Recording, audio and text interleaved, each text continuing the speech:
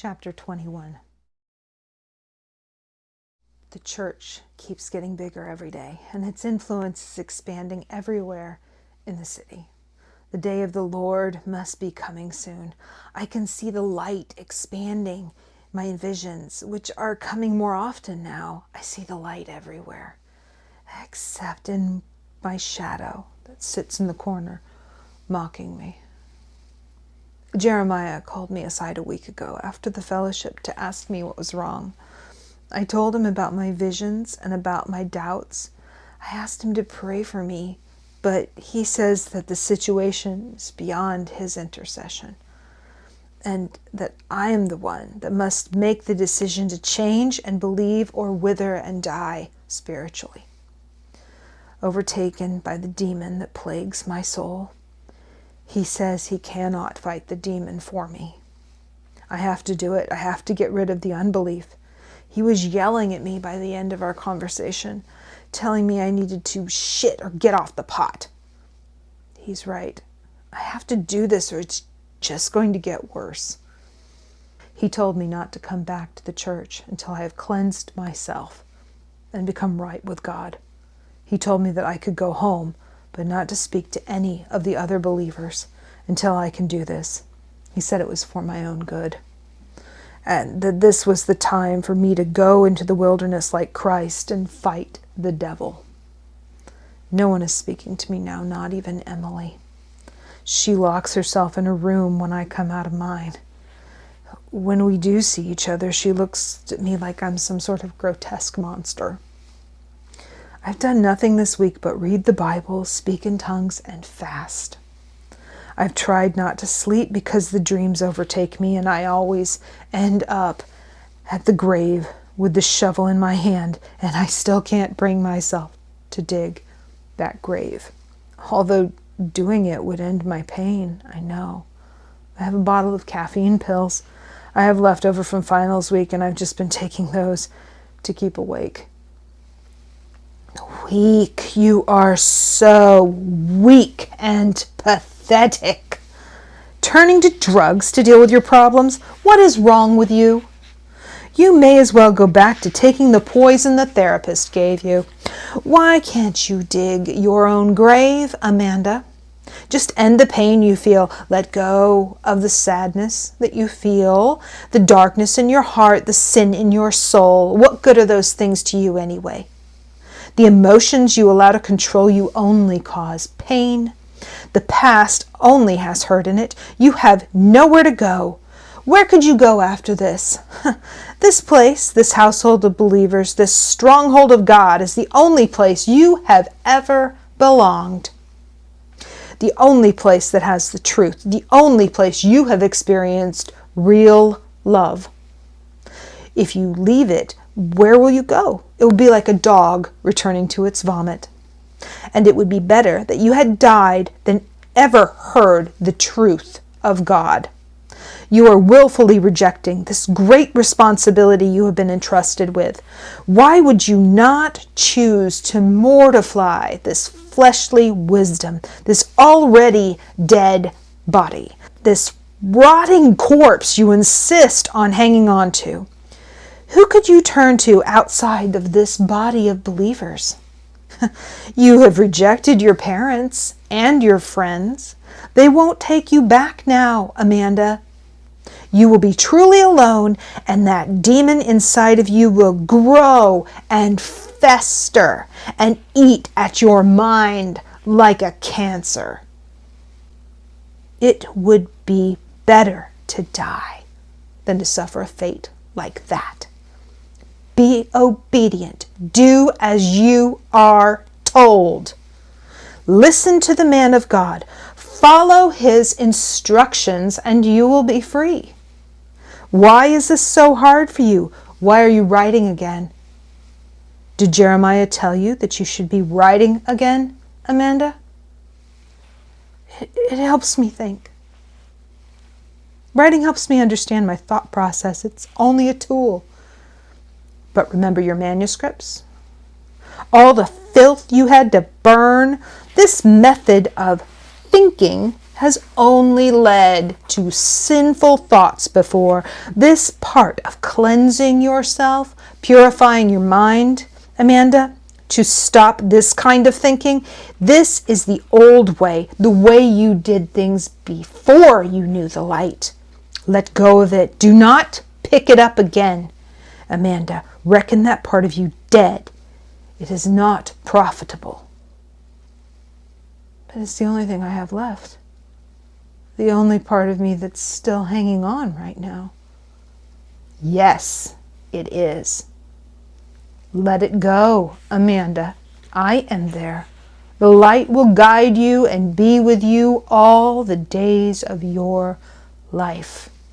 And one day you will use your words for the light. But for now, put it away and focus on what you are becoming.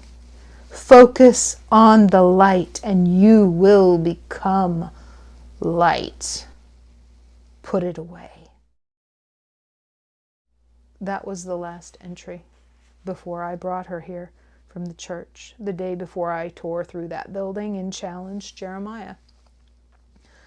I knew she had gone back to him after she was here and that he had rejected her and he had told the others to do the same.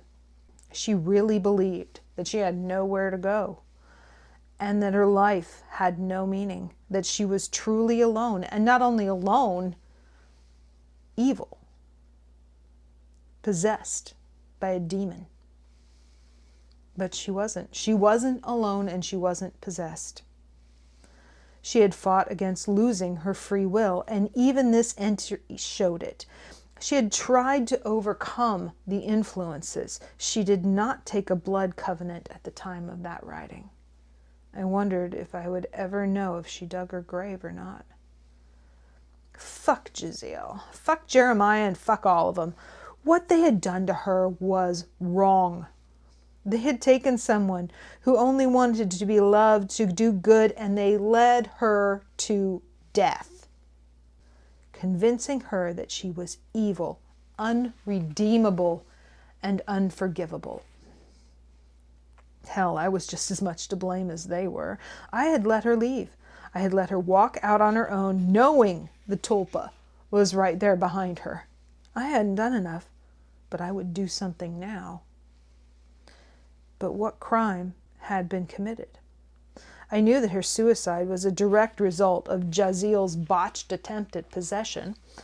She had been his original target all along, not Jeremiah. Jeremiah was a pawn, only good for one thing, to get Jaziel to his next, more permanent host. His body was already showing the signs of the wear and tear of possession. He would be dead in the next 10 years. If Jaziel kept up residence in his brain. Jeremiah was a willing participant in the possession. He had issued an invitation to Jaziel. Amanda had participated, but she had not asked for it. She had been seduced and manipulated by methods much more like Mr. Lewis's than any angel would use. Amanda had been a victim of manipulation, a victim of mental abuse. She had been used like an object and she had fought against it, but she had eventually cracked. But even at the end, she hadn't let go of herself. The tulpa was part of that, the part she couldn't let go. Her thoughts were made to become concrete. That's the nature of a storyteller. Their stories have to go somewhere, and in her case, they went into the tulpa. All the stories she told herself that she was possessed, that she was evil, that she deserved to be punished, all of that came out of her and became the thing that killed her. Was it Amanda that had shoved the pills in her mouth? Or was it the tulpa? I would probably never know. There was no question a crime had occurred. The choices Amanda had made before her birth into this life had been compromised. And that was not something that was to be taken lightly. That choice affected the lives of everyone she touched with her words, the other threads who were fading and fraying on the tapestry that the fates wove. The thread she had chosen as her own was one that was not an easy life and not one that was chosen without thought. She knew that this life would not be without pain and struggle and difficulty. In fact, it would be fraught with struggle. So why would she take her own life? Why would she give up so easily? This was a struggle her soul would have fought against. It was against her programming to take her own life. But she was influenced by Jaziel. She was possessed, and not by formal invitation. The initial entry had been in an altered state, but it was not consensual. The subsequent ones had taken place under duress. All of these interactions would be legal, but not angelic. Fallen angels were not my forte. I had never banished one, never had to. For as much as I bag on them, they are a good lot, if a bit driven and snobby. Demons, yes, I had sent a few of those to the place beyond the universe, a handful, and they had all deserved it. But an angel? When was the last time one had fallen from grace? You have to be good or evil when you are an angelic being, not both, and you don't get to change your mind later, except in that one moment after Lucifer fell. Was that some sort of loophole? A one-time chance to choose sides? One thing I knew, there was no redemption for angels. There was no forgiveness. And yet Lucifer was the highest of the high, the bright and morning star, the prince of heaven, second only to God when he became prideful and fell. Why would it have been different for any other angel? With Lucifer, pride in himself overtook him, causing him to rise up against God and usurp the authority of the Creator himself, although Lucifer had created nothing. And now, by his nature, he only destroyed. I was no better informed after more reading through some arcane history books. I came to the conclusion that fallen angels just don't get talked about by the angelic authority. It made them look bad. I couldn't read any more tonight. I needed to clear my head, or muddy it. I wasn't sure what I was looking for when I headed out into the winter's night. I passed by Saul's place and kept walking. No one disturbed me. The city was mostly quiet at this hour. There was a light rain in the air, just a little more than a mist, melting away some of the snow wherever it touched. If it got any colder, it would turn into a sheet of ice when it hit. I was feeling better now. My ribs didn't hurt anymore, and the skin and muscle were knitting around my fingers again. My ear was still tender, but it wasn't a constant source of pain. I walked for hours that night, all over the city, from the campus quad to the remains of the warehouse church, to the apartment where I had attended fellowship with Amanda, to the park where they found her body. I was still there when the sun appeared over the horizon. The rain had stopped, and the remains of the clouds were breaking up. The sunlight, coming through the black clouds, cast the muddy remaining snow in a golden light. She had parked the car as close to the river as she could. It was slowly moving chunks of ice now. I walked along the banks of the river, throwing ice chunks in as I found them, letting my mind wander along different trains of thought. Even after reading the journals, even after seeing the state she was in when she left my place that night, even with all of that, the Amanda I knew wouldn't have committed suicide. She wouldn't have just given in. I couldn't believe that of her. The tulpa, yes.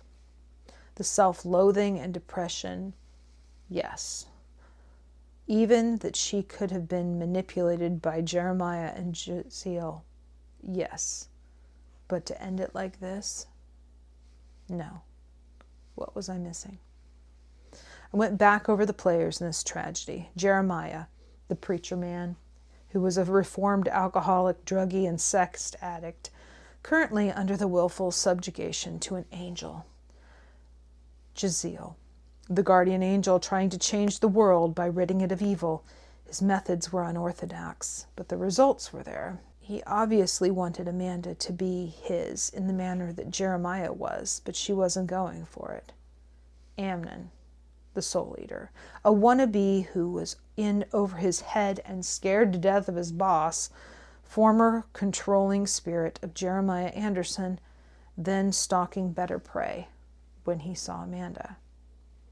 Every one of them had Amanda in their sights, wanting control over her in one way or another.